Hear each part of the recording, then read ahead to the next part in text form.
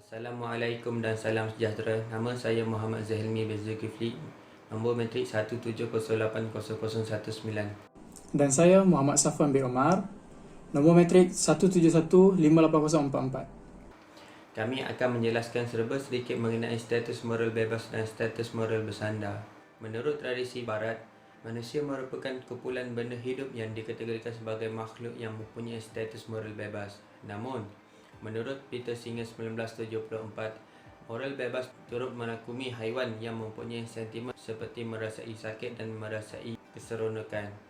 Seterusnya, status moral bersandar merupakan satu tindakan yang dibuat oleh ejen moral A dengan melihat kepada sandaran status moral ke atas perkara yang menjadi isu dan mengaitkan impak atau situasi tersebut kepada ejen moral B.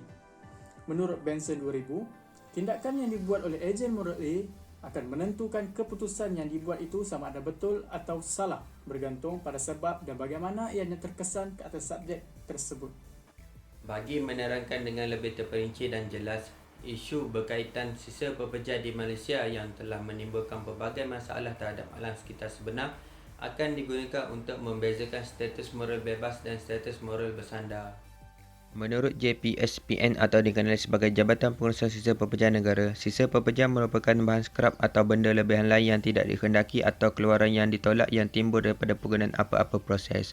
Menurut Suhaila Syahrul Anwar 2020, di Malaysia penjanahan sisa pekerjaan adalah sebanyak 37,890 kg sehari. Akibat daripada masalah ini, terdapat beberapa kesan negatif kepada persekitaran lain seperti pencemaran tanah, air sampah atau yang dikenali sebagai air licin yang terhasil di tapak pelupusan sisa pekerjaan akan menyebabkan pencemaran tanah berlaku. Jika tanah tersebut tidak memberi manfaat kepada manusia seperti penyediaan kawasan pertempatan, pertanian dan sebagainya, maka tanah ini tergolong dalam status moral bebas. Dalam konteks ini, individu yang menganggap bahawa tanah tersebut berstatus moral bebas, mereka akan termotivasi dengan penjagaan tanah kerana sumber tersebut mempunyai hak dan nilai hakiki yang perlu dijaga daripada mengalami sebarang pencemaran. Sebaliknya, apabila sumber tanah menyediakan manfaat kepada manusia untuk melakukan sebarang bentuk perubahan guna tanah, maka sumber ini tergolong dalam status moral bersandar. Hal ini dikatakan demikian kerana manusia akan memfokuskan kepada aspek penjagaan tanah bukan kerana sumber tersebut sememangnya perlu dijaga, tetapi ia perlu dijaga untuk kegunaan manusia itu sendiri. Tanah yang berstatus moral bersandar telah mempengaruhi manusia untuk melindungi dan memanfaatkan sumber tersebut untuk pelbagai tujuan seperti penubuhan tapak pelupusan sisa pekerjaan. Selain itu, masalah penjanaan sisa pekerja yang banyak boleh menyebabkan isu pencemaran sumber air sebagai contoh di Sungai Kelang. Aktiviti pembangunan bandar yang pesat telah meningkatkan jumlah sisa pekerja domestik dan perkilangan ke dalam sungai.